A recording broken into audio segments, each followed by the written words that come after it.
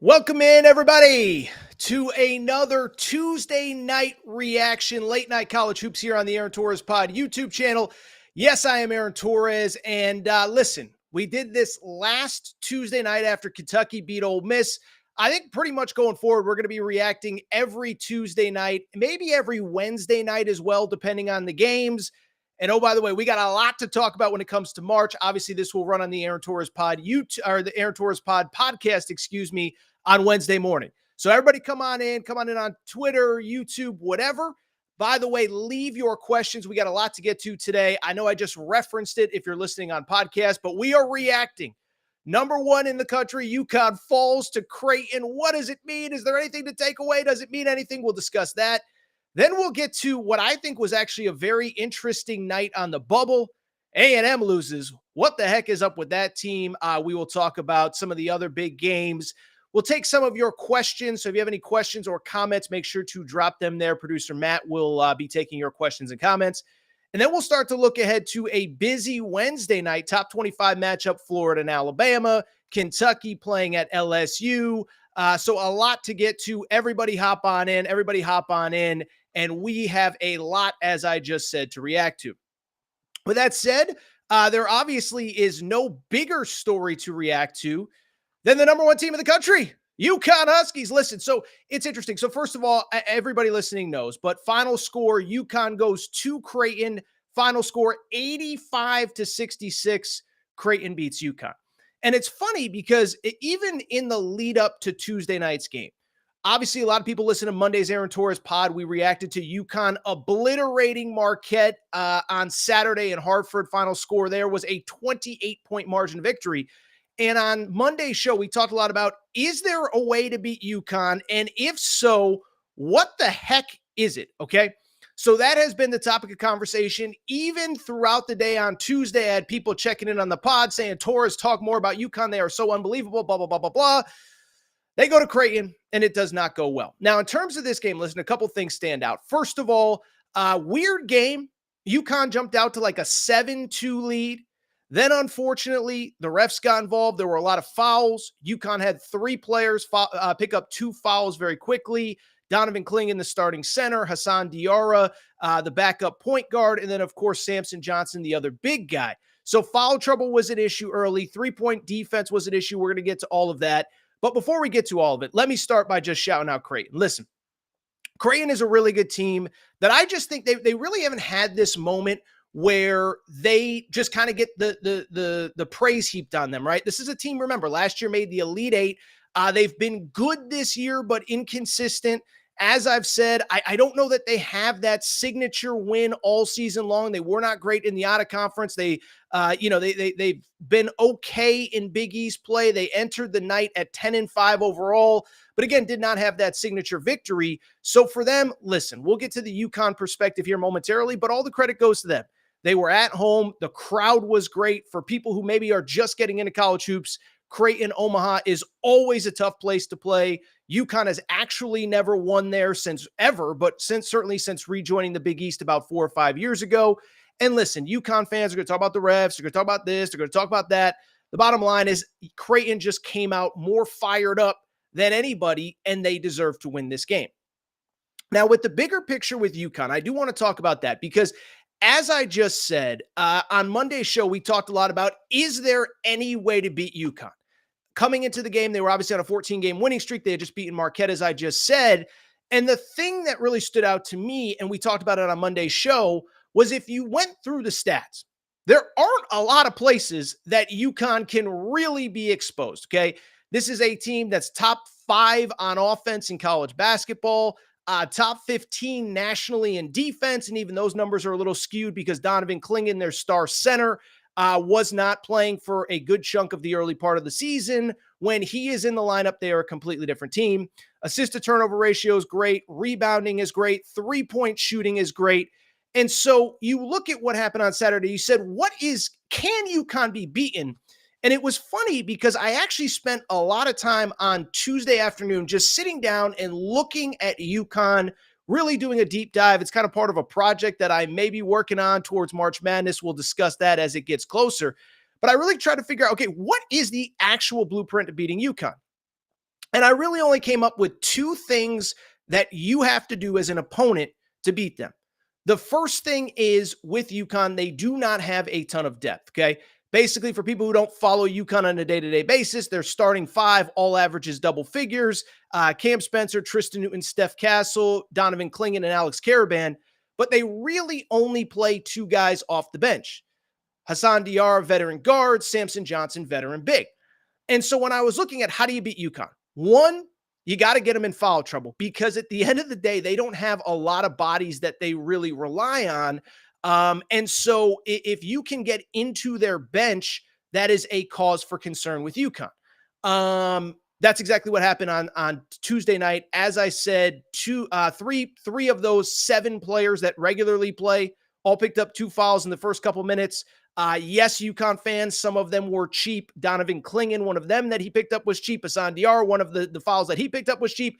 No, UConn fans, that is not the reason that you lost the game. The second way to beat UConn, you got to make threes. And it's funny because if you want to go and talk about the closest thing to a weakness that UConn has, and again, it's all relative. A lot of people would like to have the weaknesses that UConn has. It is three-point defense. They rank about 73rd nationally, I believe was the number that I saw on Tuesday. That is by no means bad, but relative to everybody else, relative to everything else that they do so well, it's the weakest link that they have defensively. And so I bring it up because Creighton is a great three-point shooting team, and they were lights the frick out on Tuesday night. Okay, so they finished the game. How about this? From beyond the three-point arc, they finished, let me make sure I have these stats right, at exactly 50%, 5-0, 14 for 28 from beyond the three-point line. And if you just want to know that it was Creighton's night, how about this? Kid by the name of Jason Green off the bench had not made a 3 all year.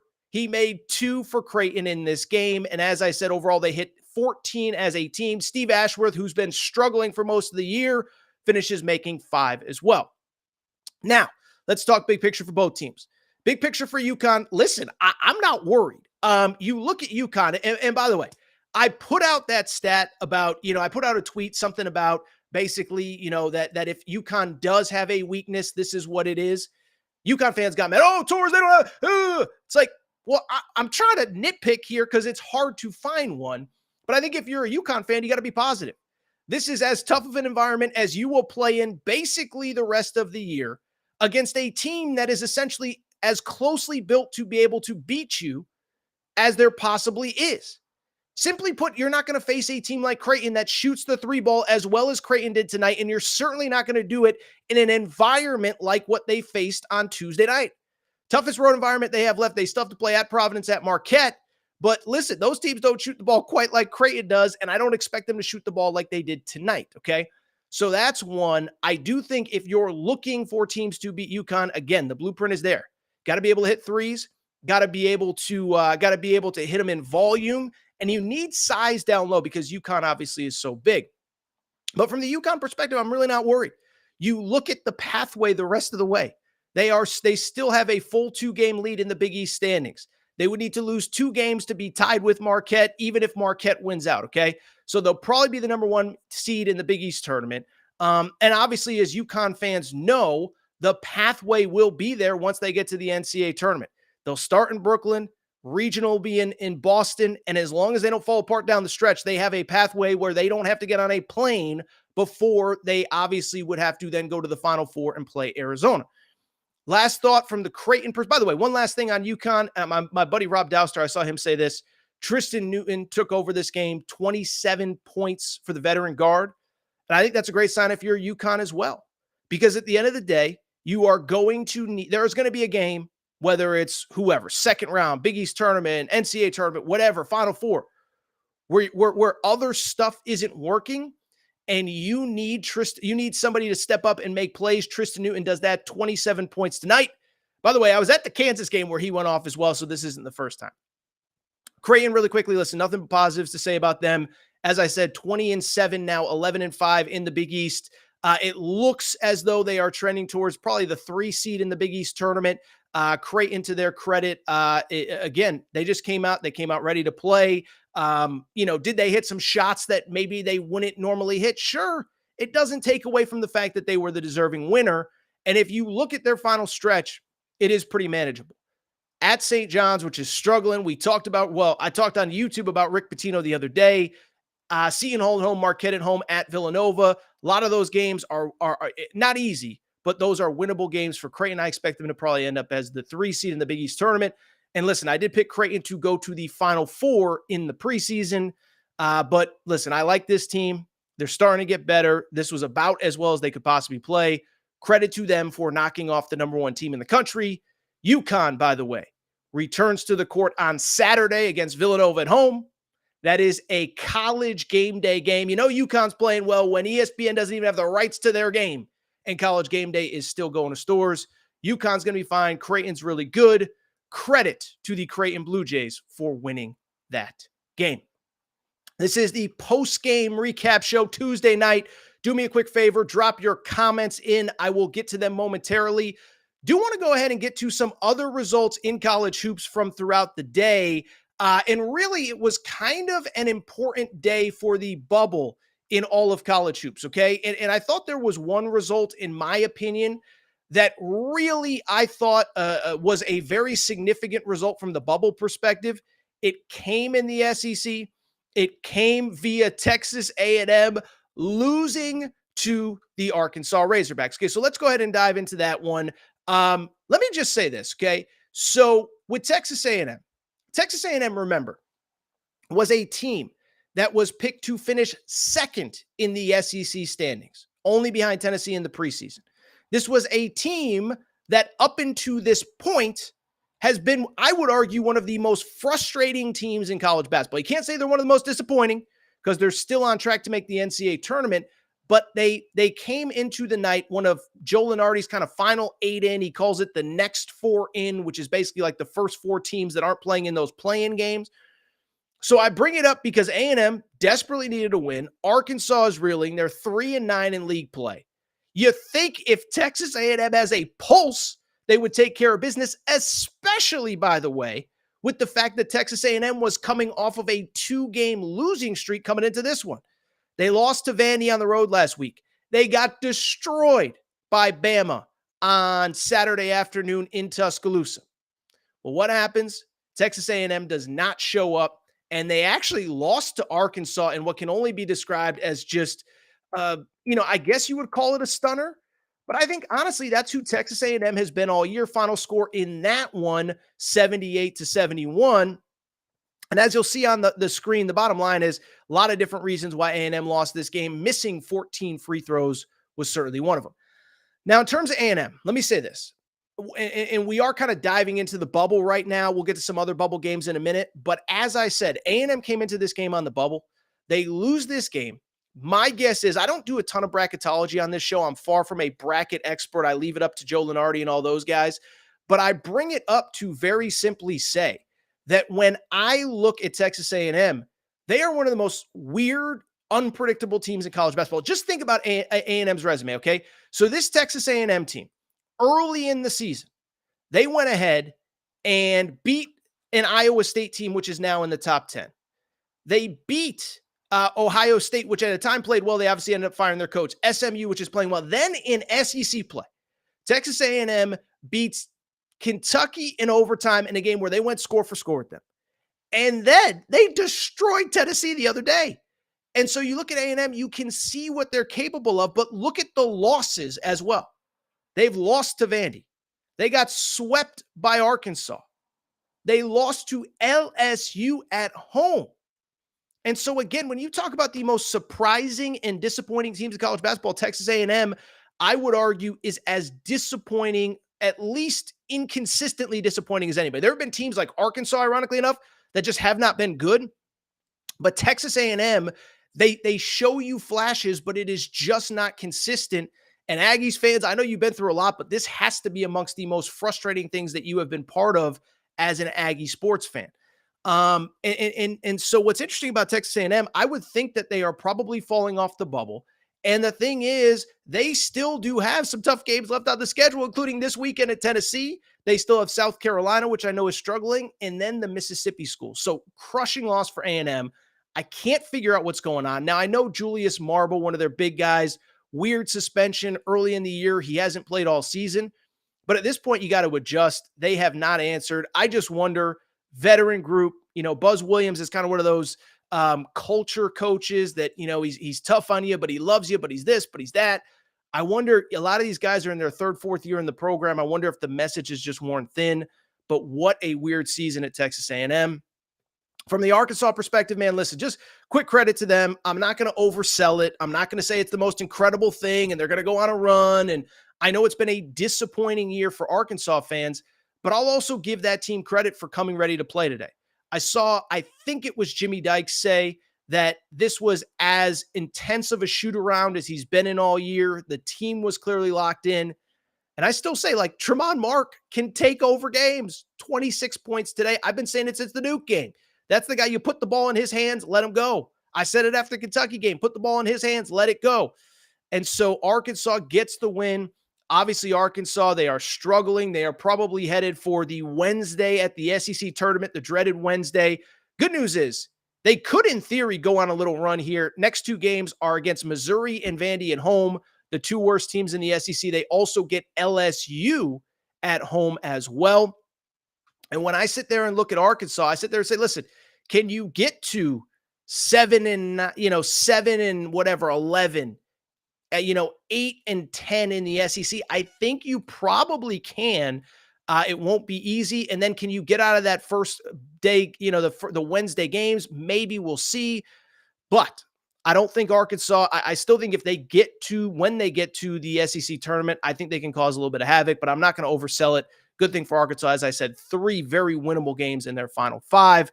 Let's get to some other bubble games because I do think it's that time of year. People want to talk bubble, this and that. First of all, interesting game back in the Big East. So we talked Creighton, UConn. Butler at Villanova. So Butler was in Lunardi's last 4 in. Villanova in the next 4 out. And listen, I've been very critical of Villanova. Credit to them. They get the 72-62 win in this game. Listen, Nova's one of the weirdest teams in college basketball. We just talked about Arkansas. Remember, Arkansas was in that battle for Atlantis, as was Villanova. Well, guess what? Villanova was the one that won that thing. They beat Memphis. They beat Carolina. Who else did they beat? Texas Tech, who's a good team. So they have the talent, but it has just been so inconsistent, so up and down. To their credit, they did win 3 of their last 4 coming into this one. And this was absolutely a must-win for Nova because their final 5 are insane, okay? So their final 5 this weekend at UConn, which we just talked about. Then Georgetown at home. Then at Providence, at Seton Hall, and Creighton at home.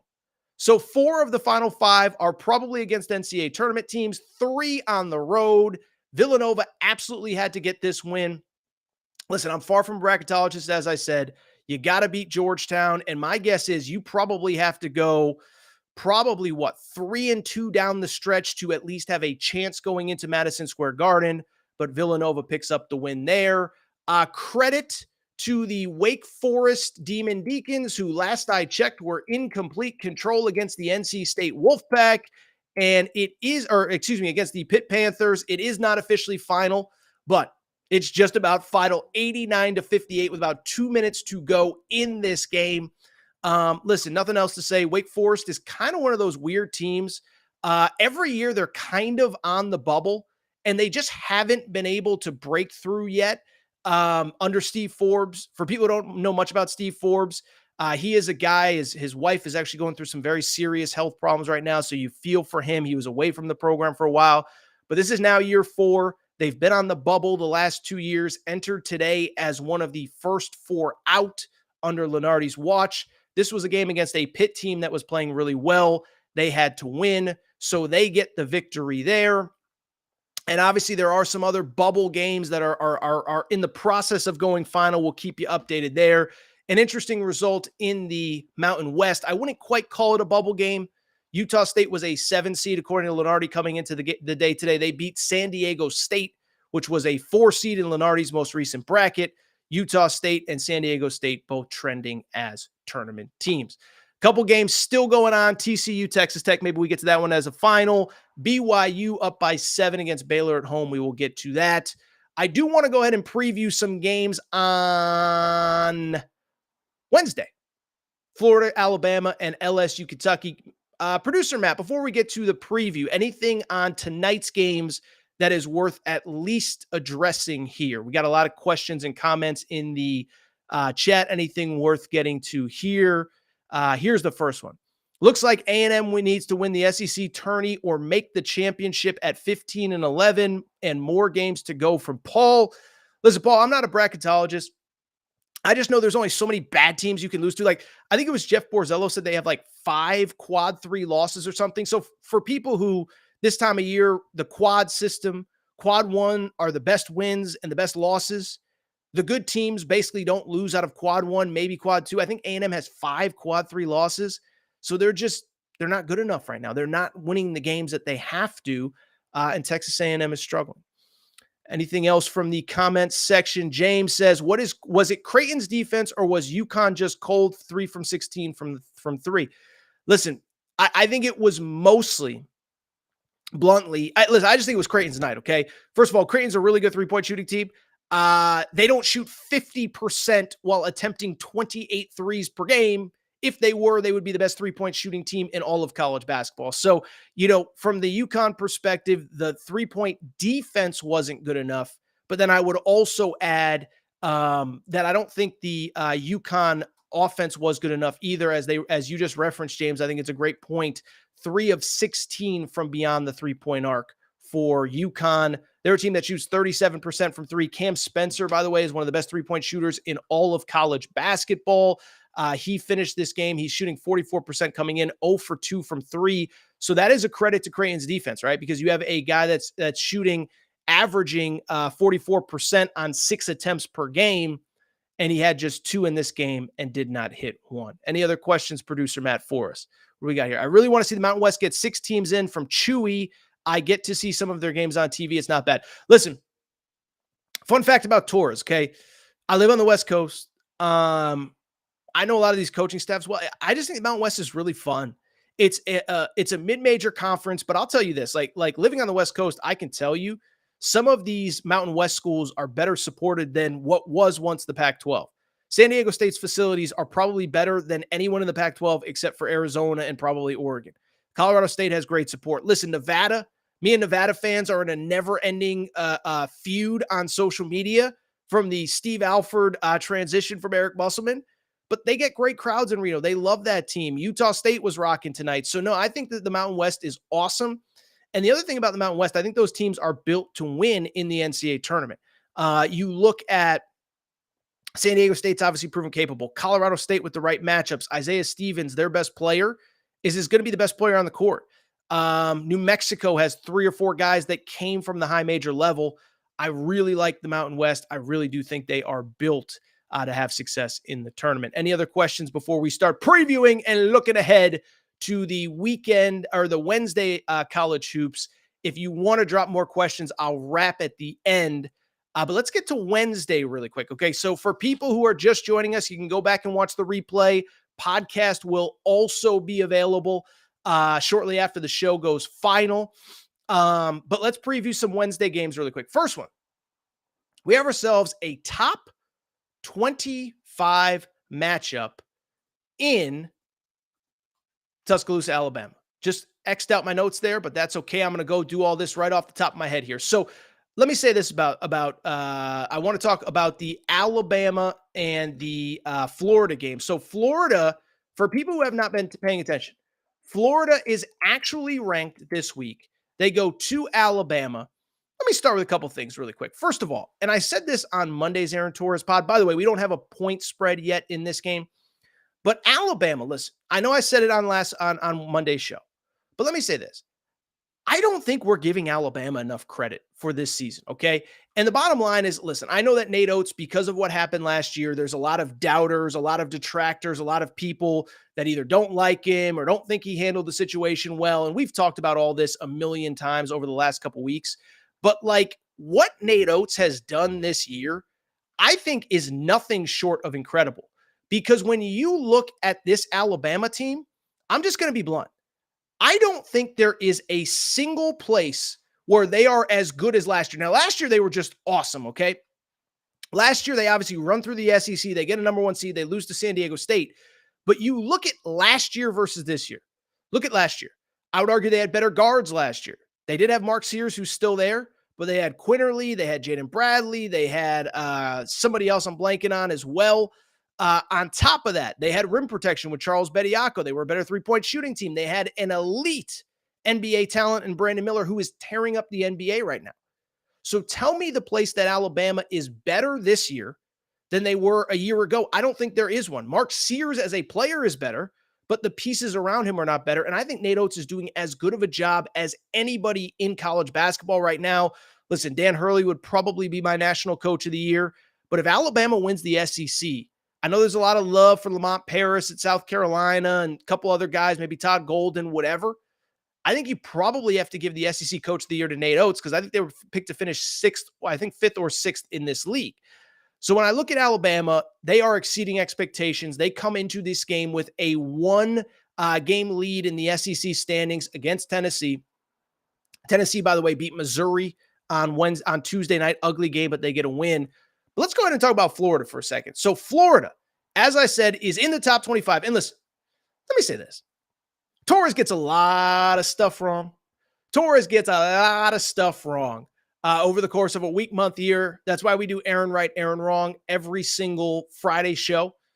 But at the same time, I was keen on these Florida Gators a little bit ahead of everybody else. Okay, so by the way, for people just joining the live stream, we are previewing the Wednesday night game, Florida-Alabama. We'll get to Kentucky-LSU in a minute.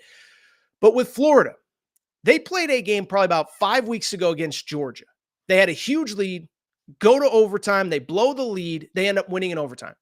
And I said at the time, I said, that is a top 20 team in terms of talent in college basketball this year.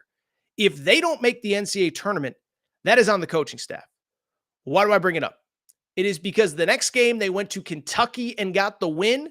They have since won 3 of 4, including crushing Auburn at home, beating Georgia for a second time, and they have now won 7 of their last 8 entering this game, which is, again, a top 25 matchup. Now, in terms of what intrigues me, a couple things. One, a lot of really good guards in this game, okay? What does John Rothstein say about Miami? More guards than Shawshank? I mean, I guess you could kind of say that about this game, too. What I like about Florida, they have 4 guards who I think are as good as basically anybody's guards in college basketball, except for maybe like Kentucky and UConn and whoever, not very many. But Walter Clayton, he was the St. John's transfer that Pitino desperately wanted. Frankly, the Iona transfer, I should say. Pitino desperately wanted to bring with him to St. John's. He's at Florida. He's shooting 36% from 3. Zion Pullen, a transfer from out where I am in California, 40% from 3, 15 points, 5 assists per game. He has been, to me, one of the big surprises. And so 4 really good guards for Florida. And they're also an elite rebounding team, okay? They average 44 rebounds per game, which is just an insane number, including Tyrese Samuel, who averages 8 per game. So great guards, great rebounding. And then you, again, have a balanced team with Alabama. Now, it's hard to speculate too much on how, what I think a final score will be in this game. We don't have a point spread yet. I obviously lean Alabama at home. First of all, Alabama has been unbelievable at home over the course of this season. Alabama, as I just mentioned, they have been just crushing teams at home. They beat A&M the other day by like 25 points or something like that. Let me make sure I pull up the correct final score on that one. They beat A&M by literally 25 points. They beat Mississippi State, which is trending as a tournament team, by 32 at home. They beat LSU by 19 at home. So this team is just destroying everybody at home. Now, I do think there are a couple things that are worth keeping an eye out for here. They are not as good in the paint as Florida. I think Florida has the size advantage, but Alabama also has the three-point shooting advantage as well. Alabama shoots the ball at about 39% in this game. Florida is a good but not great three-point shooting defense.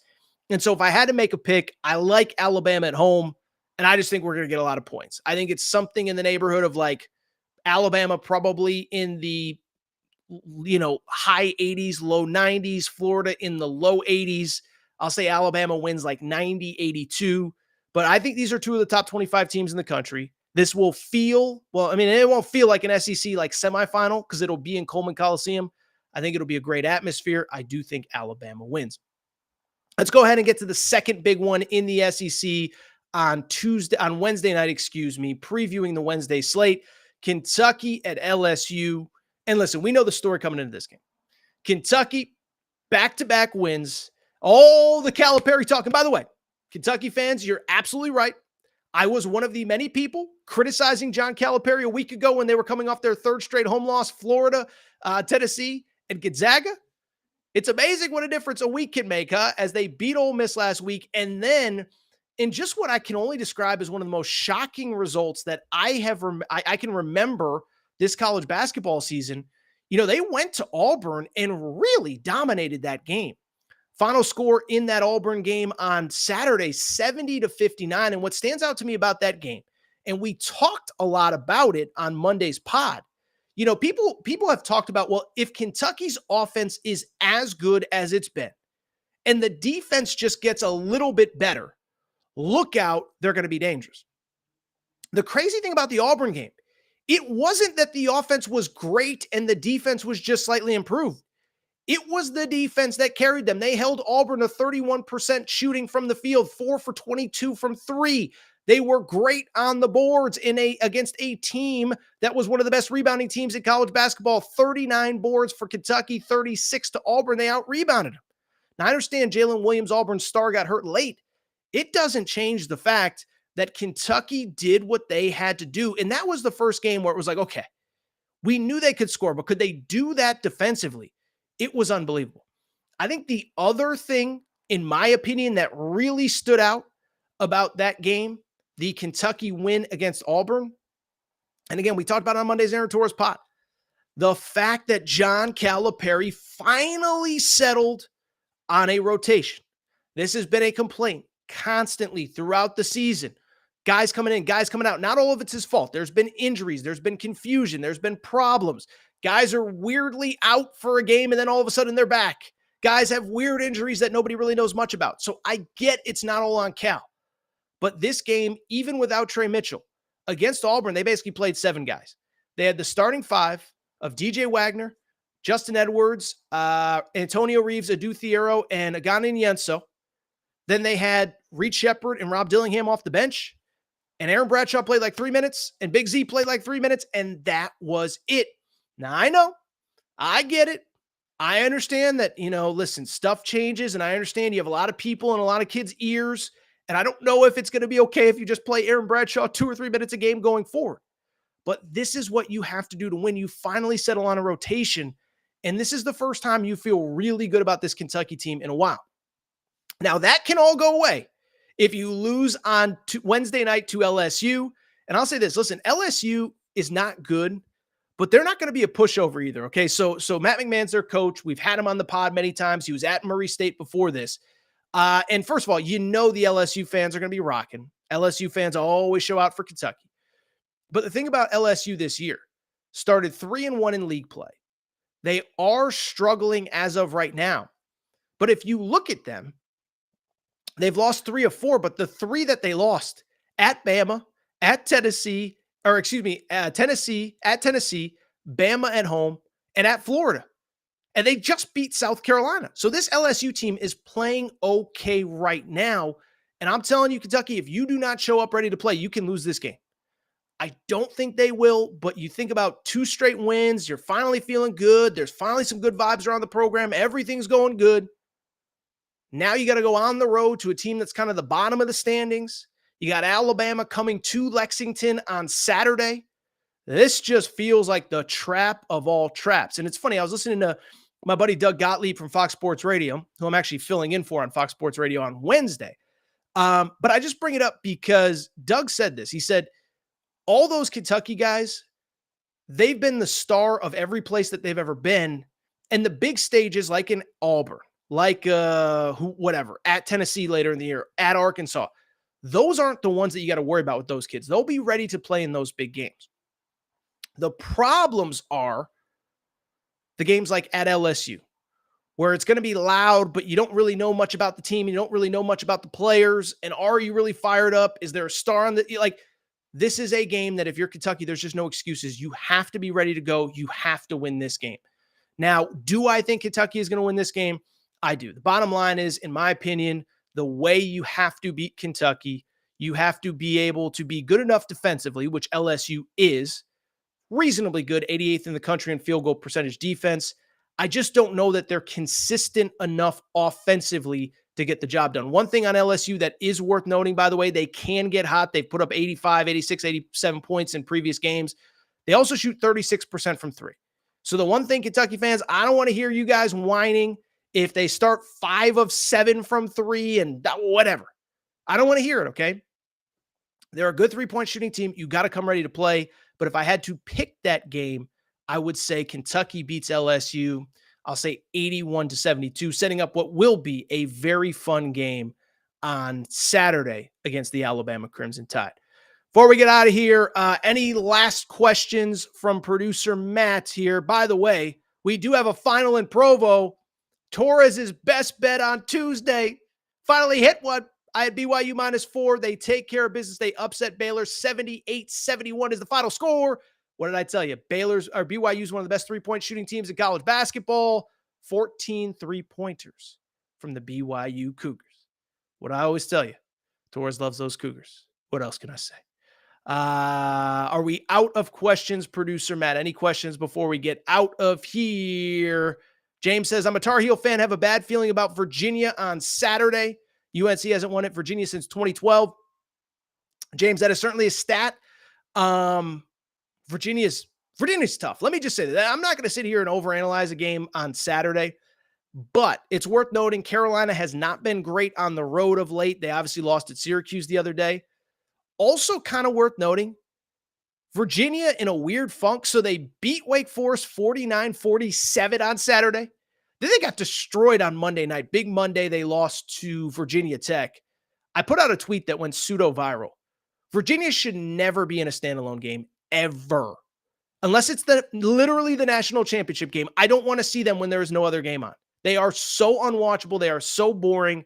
But to James's point, in the right moment, they are beatable. I'll tell you what. I do think it is probably time for me to get out of here. Miami at Duke tomorrow. By the way, a couple other big games that I should mention at least. Duke at Miami. Duke, listen. Duke was my preseason national championship pick, so I don't hate them. But quietly have won 7 of 8. I was thinking about this. Feels like there's just no juice with Duke right now. Like, they just keep winning games. I think part of it is the ACC isn't good. I think a lot of it will change next year when Cooper Flagg shows up. Just feels like they're just winning games and like just nobody really talks about them. There's not a lot of interest, it seems like, in them. They play at Miami. That's kind of a weird, interesting trap game. A couple other notes for Wednesday that I forgot to mention. One, St. John's returns to the court. I did a YouTube standalone segment on the Rick Pitino quotes. I'd be lying if I said I was really bothered by him that much, but they play at Georgetown, 7 p.m. on Wednesday. That is a game they absolutely have to win. They are absolutely on the wrong side of the bubble. The other game that's kind of worth noting on Wednesday, Indiana hosts Nebraska, okay? So I was talking to a pretty good kind of source, if you want to call him that, on Tuesday afternoon, excuse me. There's kind of like a weird increasing buzz that my guy Mike F. Woodson might not be back in Indiana next year. Now, I don't know that I believe that, because Indiana has not only made the tournament the last 2 years, they've also won a game when they've gotten there. Woodson's 66, though, and I think the thing to keep an eye on, Dusty May at Florida Atlantic, who, of course, was an Indiana student and Indiana manager under Bob Knight, will probably be looking for other jobs after this season, after Florida Atlantic season ends. And so that's the one to keep an eye on there. If you know he wants to make a move, do you try to force Woodson out? That's an interesting one. Indiana fans are frustrated. They're 14-11 overall, 6-8 in league play, and got crushed by Penn State at home. Tell you what, I think that is it, and I think we are going to get out of here. I'll tell you what, though, with a bunch of big games, maybe we'll come back and do this tomorrow. If you're not subscribed here on YouTube, please make sure to hit that subscribe button. Go ahead and hit that subscribe button on YouTube. Make sure to like the video, share the video, all that good stuff. Also, Make sure you're subscribed on podcast, the Aaron Torres podcast. We drop every Monday, Wednesday, Friday. This will be Wednesday's show. If you're not subscribed on the podcast, please make sure to do so. Apple, Spotify, Amazon Music, Google Music, wherever you listen to podcasts. Make sure to rate and review the show. Go ahead, give us a quick 5 stars. Make sure you're following on social media at Aaron_Torres on Twitter, at Aaron Torres Pod on Instagram, Aaron Torres Podcast Questions at gmail.com, Aaron Torres Podcast Questions at gmail.com. Couple other notes. We potentially have a pretty big announcement coming later this week. I'm excited to share with you, and some big stuff planned for March. So make sure you're paying attention. Time for me to get out of here for tonight. It was a fun one. Had a good time. Appreciate everybody's questions. We'll do this again on Wednesday. Shout out to Torn Craig. Shout out to Rachel, who hates my voice. Shout out to JJ Redick. I saw him back on ESPN causing a ruckus on whatever today was, Tuesday morning. I will be back on Wednesday. We'll react to Kentucky-LSU, Bama, Florida,